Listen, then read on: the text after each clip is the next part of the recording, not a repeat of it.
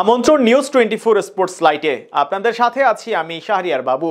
চলুন দর্শক জেনে নেই আজকের খবরের বিস্তারিত রিপোর্টের বাকি অংশে। অনেকদিন হলো দলের বাইরে তামিম ইকবাল খান। এক প্রকার ষড়যন্ত্র করেই অধিনায়কত্বের পরে দল থেকেও বাইরে রাখা হয় তাকে। আর এবারের টি-20 বিশ্বকাপে তো দলে সুযোগ দেয়া হয়নি মেহেদী হাসান মিরাজ, সাইফুদ্দিনের মতো খেলোয়াড়দের। এদিকে বেশ ঘটা করেই বাংলাদেশ জাতীয় দলের দায়িত্ব দেওয়া হয়েছিল নাজমুল হোসেন শান্তর হাতে।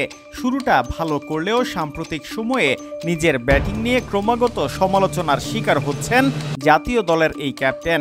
বিশেষ করে টি-20 ফরম্যাটে নিজের ব্যাটিং স্ট্রাইক রেট নিয়ে ভুগতে হচ্ছে শান্তকে। ব্যাট হাতে রানটাও অবশ্য পাচ্ছেন না তিনি।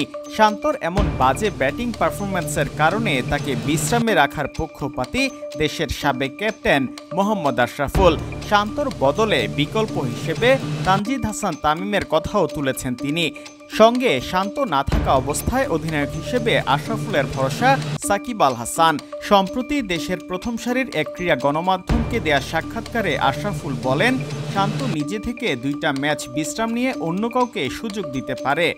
রাতারাতি একাদশে পরিবর্তন আনার পক্ষে আমি না, তারপরও আমার মনে হয় তানজিদ তামিমকে নিয়ে আসতে পারি।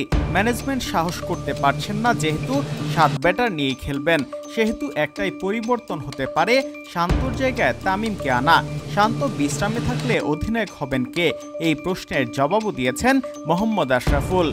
সাবেক এই অধিনায়কের মতে ক্যাপ্টেন্সি সাকিব করতে পারে, যেহেতু সহ অধিনায়ক তাসকিন ইনজুরিতে। কোচ ম্যানেজমেন্ট সাকিবকে অনুরোধ করতে পারে ক্যাপ্টেন্সির জন্য। দ্বিতীয় ম্যাচে একটা পরিবর্তনই আনা যেতে পারে। শান্তর একটু বিশ্রাম প্রয়োজন, বাইরে থেকে খেলা দেখা প্রয়োজন, যেহেতু স্ট্রাগল করছে বিশেষ করে এই ফরম্যাটেই। শান্তর বর্তমান ফর্ম নিয়ে আশরাফুলের মন্তব্য, বিপিএলও সবগুলো ম্যাচ খেলানো হয়েছে, এখানেই বড় ভুলটা হয়েছে। বিপিএলে 5-6 ম্যাচে বিশ্রাম দিলে ভালো ছন্দে আসার সুযোগ থাকত। শ্রীলঙ্কার বিপক্ষে একটা 50 করলেও জিম্বাবুয়ের সাথে এতটা ভালো করতে পারেনি। ব্যাটিং কনফিডেন্স খুব লো মনে হচ্ছে। শান্তর স্ট্রাইক রেট নিয়ে আশরাফুল বলেন, ওর এই স্ট্রাইক রেটটা এটা তো সবারই জানা। আমাদের দেশে সমস্যা হলো এক ফরম্যাটে ভালো খেললে সব ফরম্যাটে বিবেচনা করে ফেলি, একটা রান করলে সব কিছু ভুলে যাই। যেহেতু বিশ্বকাপে চলেই গেছে, এখন তো পরিবর্তনের কিছু নেই। এখন এই অধিনায়ককেই সবার সমর্থন করতে হবে। আশা করি শান্ত একটু সময় নেবে। অন্য কোনো শট ভাবতে হবে যে শট দিয়ে পাওয়ার প্লেতে রান করা যাবে। এই ফরম্যাটে শান্ত স্ট্রাগল করছে। 2022 বিশ্বকাপেও 2টি 50 করলেও স্ট্রাইক রেট 110-এর মতোই ছিল। তখন সবাই 2টি 50-র কারণে বাহবা দিয়েছিলাম।